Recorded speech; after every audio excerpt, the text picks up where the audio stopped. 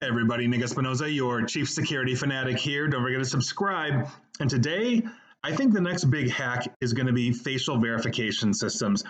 Here's what got me thinking about this. If you didn't know, Tinder just announced that they are rolling out a mandatory facial verification tool for new users in the United States to help combat basically the spread of fake profiles, weed out bad actors, all that kind of stuff. It makes a lot of sense for a dating site, right? The last thing you want to do is think you're talking to somebody that you're not actually talking to, that's either going to rip you off, attack you, or whatever, right? So Tinder face verification is being called face check. Now, it's a process where you take a short video selfie to prove that you're real, and it matches the photos in your profile, all of that. And we are going to go basically to Tinder itself to listen to their language on this, because I'm not a fan of some of what they're saying here. But to basically get started with this, if you're on Tinder, for the record, I am not, you would go to your profile, tap a gray check mark, and it says get verified, or there's a prompt that would say get verified as well. And then you basically record a selfie, it confirms you, et cetera, et cetera. So according to Tinder's announcement, this is essentially the process that they're using. And I quote them directly. The liveness check detects the face in your video and helps determine whether the video was taken by a real live person and that it was not digitally altered or manipulated.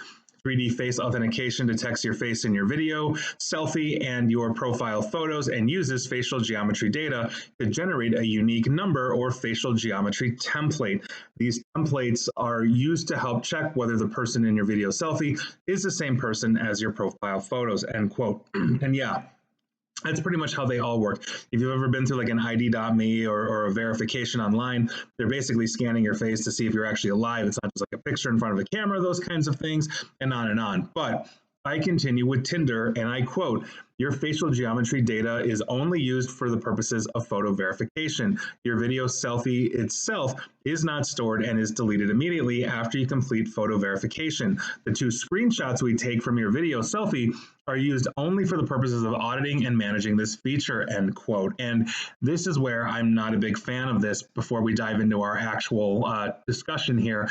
Finally, and I quote, your facial geometry information is retained after the initial photo verification so that we can continue to provide the photo verification service to you as you change and update your profile photos over time. To do so, your facial geometry data is retained for the lifetime of your account and is deleted from our systems within 30 days after closure of your account in accordance with our privacy policy. We will also keep 2 screenshots from the video selfie process. We retain this information for the life of your account to audit and manage our photo verification feature.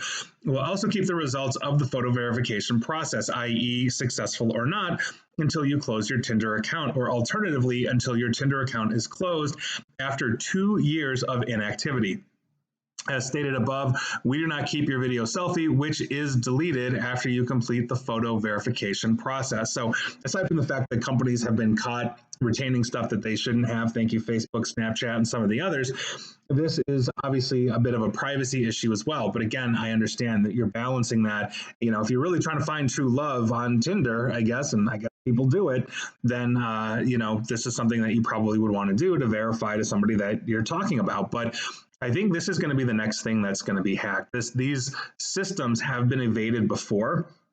And so this liveliness check, I could very easily see some kind of like app in like an Android or Windows computer or whatever, basically overlay. And so the video thinks it's actually capturing you, but it's capturing your fake persona instead. The liveliness check, thanks to AI modeling and rendering, just look at Sora, would be incredibly lifelike. And so I don't necessarily think it'd be able to tell the difference between one or the other.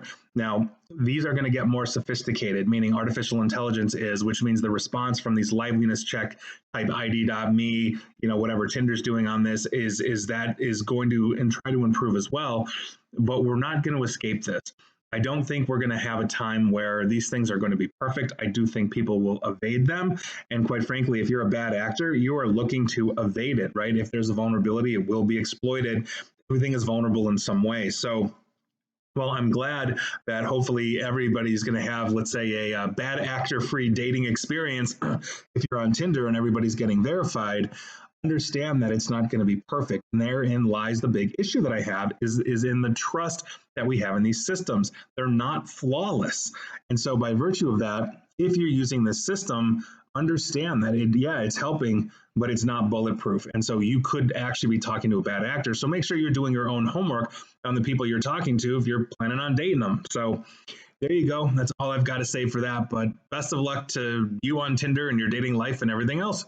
And please like, share, follow me here on Facebook and Twitter at NickAESP. And please feel free to subscribe to me at YouTube as well. And as always, stay safe, stay online, and please, please, please attempt to stay private, informed, and secure. Take care.